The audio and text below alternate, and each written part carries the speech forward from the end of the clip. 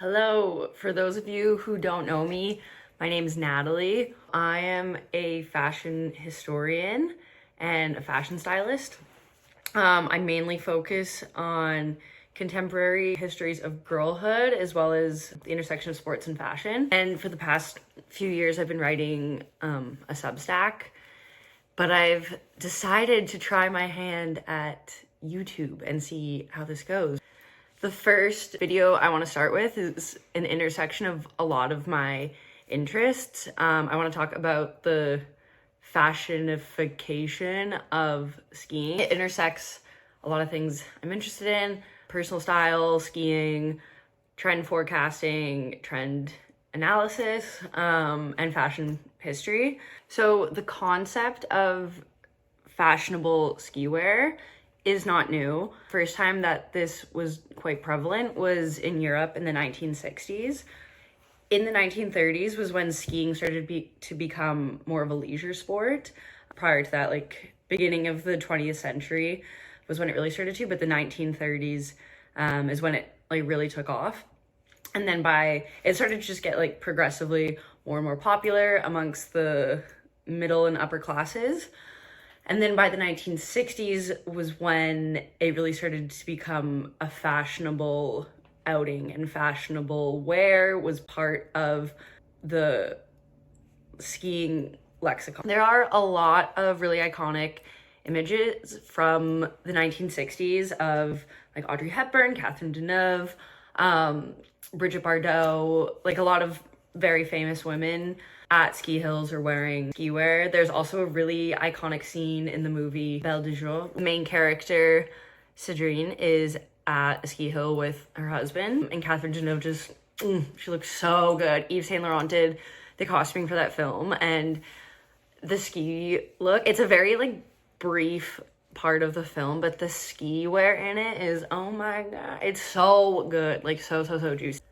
And Yves Saint Laurent making the ski wear for that is really interesting because one of the most famous collaborations that came out of the 1960s for ski wear was the Italian designer Emilio Pucci, and the house Pucci is still making ski wear today. They do collaborations with Rossignol, and that's in my opinion, some of the most compelling Euro style ski wear that still exists. And those pieces from the 60s are like incredible too. A lot of these really iconic images too were published in Harper's Bazaar. Harper's Bazaar actually used to be a little bit more on trend than Vogue. It wasn't really until Diana Vreeland went to Vogue that Vogue started to become like what we know today. Women in America would see these women in overseas in Europe too, and it kind of started to influence the way people went on ski vacations in North America and the way that they would style themselves. When you think of like ski fashion, I think a lot of people still think of like their Euro style. So like for a woman, this would typically be like tighter, kind of like soft shell pants, puffy-ish jacket, probably cropped as well, and kind of more like ultra femme, high femme. What I find so interesting is that there's this established mainstream understanding and history of these Euro style looks that center themselves around fashion as well as après-ski culture. But now with social media, primarily through TikTok, people external from skiing are getting a look into subcultural ski style, which is kind of people emulating like the park rat style, having intentionally baggy pants, like windbreakers that kind of look a little more thrifted, or Arc'teryx, or like something that's like a shell.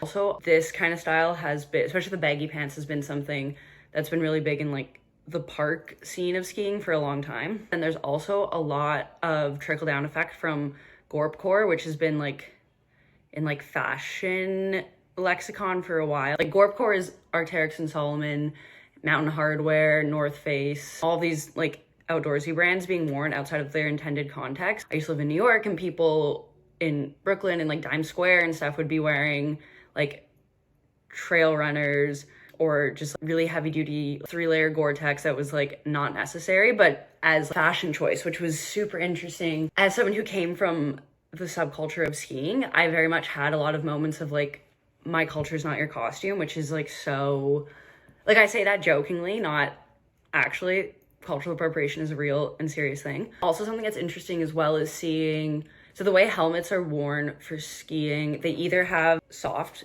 padded ears or hard padded ears. And a lot of people, while I've been growing up and skiing, if you have soft padded ears, a lot of people who ski park would take out the ears, and people used to really commonly put their goggles under their helmet.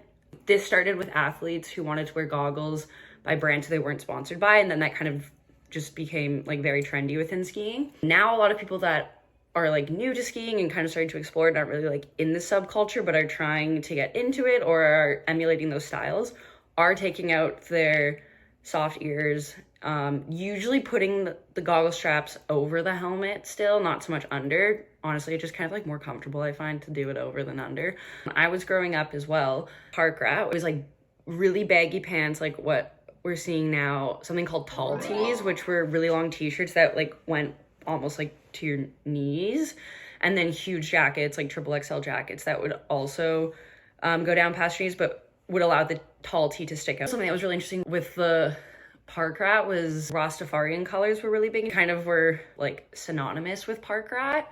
And there was also this other subcategory, hesh, which was another subcultural style around this time. Hesh hasn't really made a renaissance yet, which I find pretty fascinating. Hesh was the anti-ski aesthetic skier. Biggest signifiers would have been really tight pants. Friends of mine would buy straight leg snow pants and then would sew them even tighter. So I mean like really, really tight, like skinny jeans kind of looking snow pants, but not in the way that are seen on the Euro style, because they were still more of like a technical fabric, whereas the Euro style are a little more delicate.